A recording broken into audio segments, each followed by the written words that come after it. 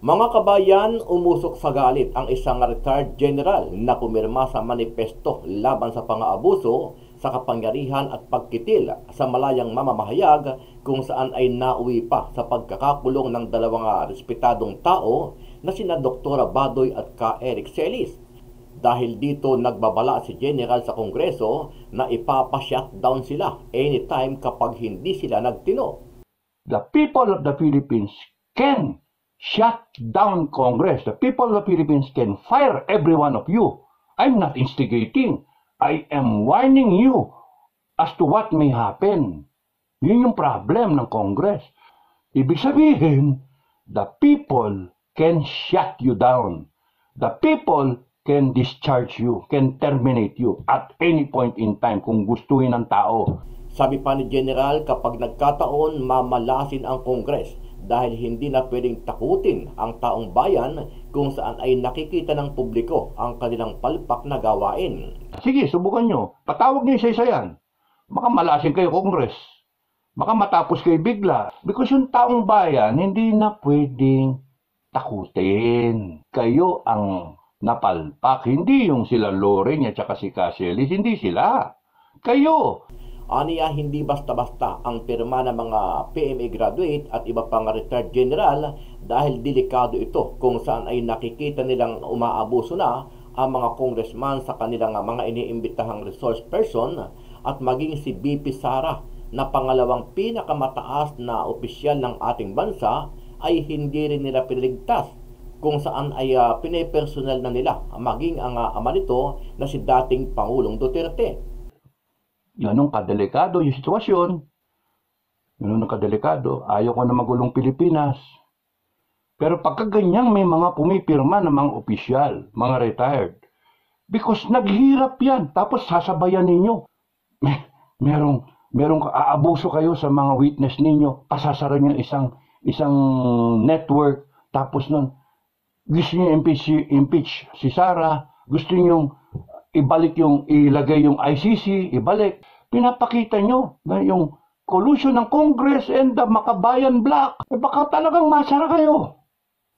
Maging si Congressman Acop ay nakatikim din ng pangbabatikos dahil sa ginawa nitong pagyayabang at hindi magandang asal kung saan ay hindi naman dapat ito ginagawa ng isang congressman kung saan ay pinahiya niya si Dr. Loren Badoy. Ang pangit, sumagot si General Acop, si Congressman Acop, na you do not have a monopoly of love of country. Mas marami kong ibinuwi sa iyo o sinugal kaysa sa iyo. Mali. As congressmen, you should all be matured to face the different traits of your mga guests ninyo, mga witnesses ninyo. You should maintain your cool, hindi yung ganon. Samantala, nagpasalamat naman si BP Sara sa mga Pilipino at mga PMA na pumirma sa manifesto para sa pagpapalaya kay Dr. Badoy at kay ka Eric Celis. Sabi ni BP Sara, kinikilala natin ang mga magigiting na retired Philippine Military Academy alumni at mga dating miyembro ng Armed Forces of the Philippines na naglabas ng matapang na panawagan para sa pagpapalaya ng dalawa.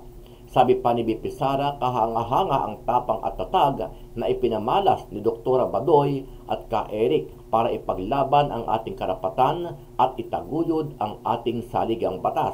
Ano ang masasabi mo dito, kabayan? Dapat na ba talagang ipa-shutdown ang Kongreso dahil sa mga nangyayaring katiwalian at pang-aabuso nito? Sama-sama nating panoorin ang buong video at pakicomment niyo po ang inyong mga reaksyon at sariling opinyon. Pero bago yan, muli po ako nag-iimbita sa mga hindi pa po nakasubscribe sa ating channel na Kabayan News PH, pakipindot po ang subscribe button at pakiclick na rin ang notification bell para lagi kayo updated sa mga bagong upload natin na legit at napapanahong balita. Maraming pong salamat. People of the Philippines, ang Congress really abused their power. Kahit anong sabihin ninyo kahit Congress, kahit mag-defend na mag-defend, you abuse your power. Simple. Because kung hindi kayo mabuso, hindi nyo pinakawalan si Doc Loren at si ka Eric. Pinaglaban nyo, hinintay nyo yung korte. Because you are very sure doon sa ginawa ninyo na contempt sila. Nadinig nyo lang nag-file ng yung sa korte at nagpirmahan tong mga PMA na to. Aba, hindi biro yung nagpirmahan, panay general. Hindi makapirma yung mga active Hindi makapirma. Yun ang nakakatakot doon. Pagka nakita na mga active na yung mga upper class nila na mga ina-idol nila, nakapirma. Tapos sila lang hindi makapirme. Kabahan kayo. Kaya kinabahan ng Congress Kasi saan to pupulutin pagka hinayaan nyo, mag-snowball to? Kaya, boom, pinakawalan. Kasi yun yung demand doon sa manifesto. Pakawalan nyo agad yan, masasara kayo. Why? Congress, your power emanates from the people. Ibig sabihin, the people can shut you down.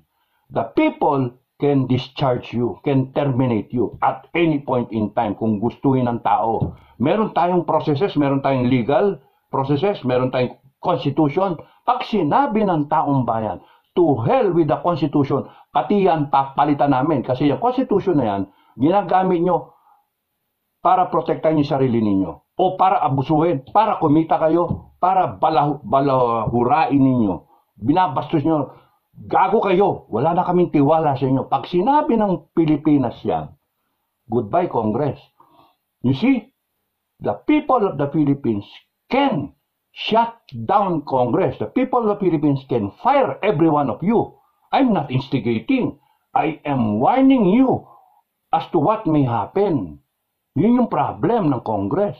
Because in trying to save face do sa what may happen, lalo kayong nabaon sa kumunoy.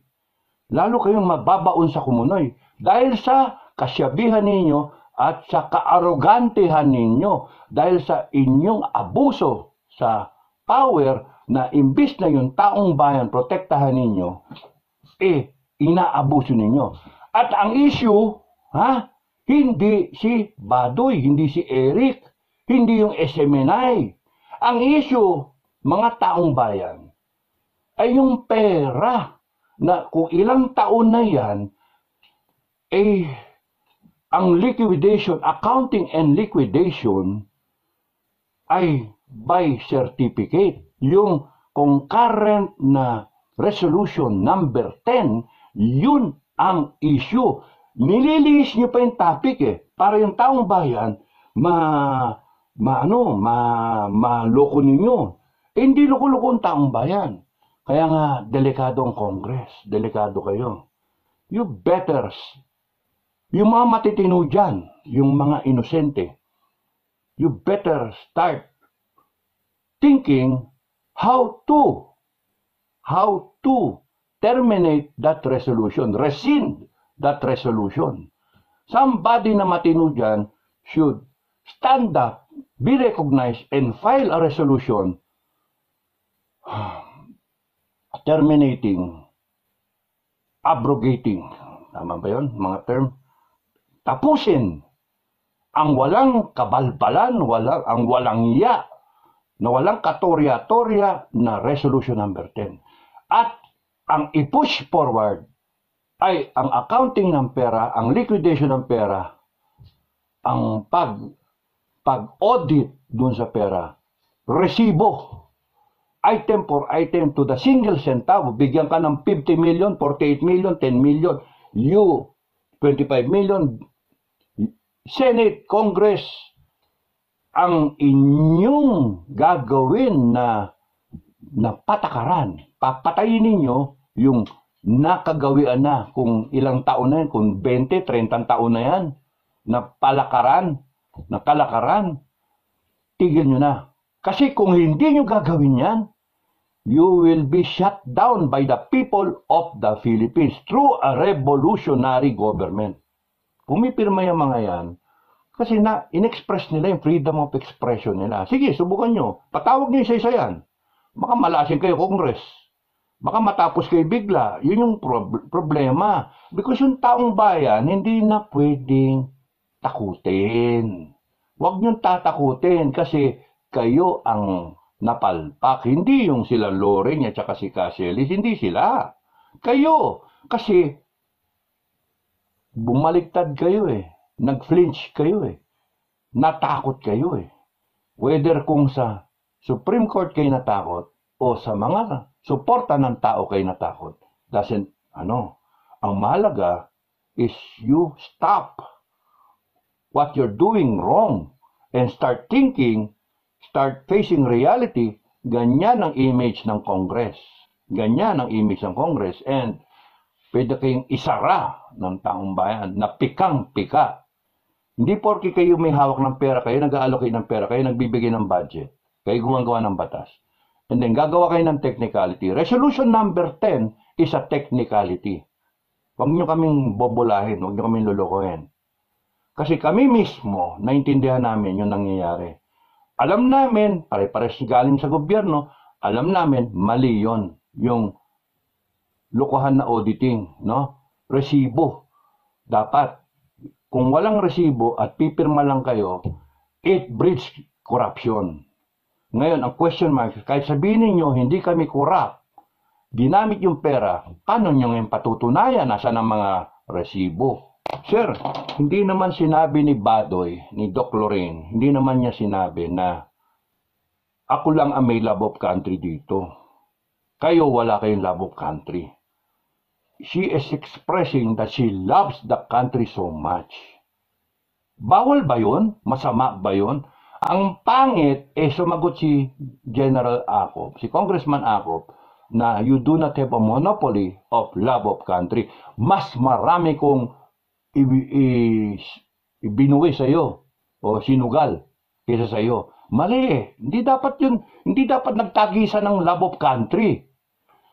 As congressmen, you should all be matured to face the different traits of your mga guests ninyo, mga witnesses ninyo. You should maintain your cool, hindi yung ganon. And General Magalong, I appreciate na yung vote of confidence mo kay General Acop. Yes, pare-pares tayong mga love of country, oo. Pero dapat hindi ibebelitel yung love of country ni Dr. Badoy. So, pangit yung sasabihin, mas nagbuwis ako ng buhay, mas maraki ang aking sinugal kaysa sa'yo. Pangit yun. Kasi sa tingin ko, tayo, kahit kayo kaya magtagal kayo sa serbisyo, nag-retire kayo, inabot kayo ng sandamakal na 30 plus years sa serbisyo, nandiyan yung NPA. Ganun kadelikado yung sitwasyon. Ganun kadelikado. Ayaw ko na magulong Pilipinas. Pero pagka ganyang may mga pumipirma ng mga opisyal, mga retired, because naghirap yan, tapos sasabayan ninyo ng mga ganyan-ganyang usapan. Merong aabuso kayo sa mga witness ninyo, pasasara nyo isang network, tapos nun, gusto nyo impeach si Sara, gusto nyo ilagay yung ICC, ibalik, gusto nyo magkaroon ng ceasefire. Ceasefire, katangahan yun. Tapos na ba't yung ceasefire? Pinapakita nyo na yung collusion ng Congress and the Makabayan Bloc. Baka talagang masara kayo. Maraming galit. Maraming magagalit sa inyo. So yun I prayed that I can be as honest as I can be. No? As honest as I can be. Hindi pa tapos to sa paglaya nila Celis at ni Doc Lorraine. Harapin ninyo yung totoong issue. Yung totoong issue. Yung liquidation nyo ng pera. Ayusin nyo. Matagal na ito Ayusin nyo. Yung natitira dito na matitino, ayusin nyo. Propose to your institution to stop it. And then start the liquidation of monies and funds allocated to you, your office, item for item, money, centavo by centavo, using receipt. Okay? Every Filipino, the whole 100 million Filipinos, they all love the country. Kaya nga delikado ang Congress, delikado ang BBM administration. That's why I'm able to say that kasi lahat may love of country Pagka yun ang umiral, good luck sa inyo. No? Good luck. And BBM should stand up and say, tigil. ayusin natin itong Pilipinas. Sama-sama tayo. Unity team. Dapat ganun. Okay, so maraming salamat sa inyong lahat.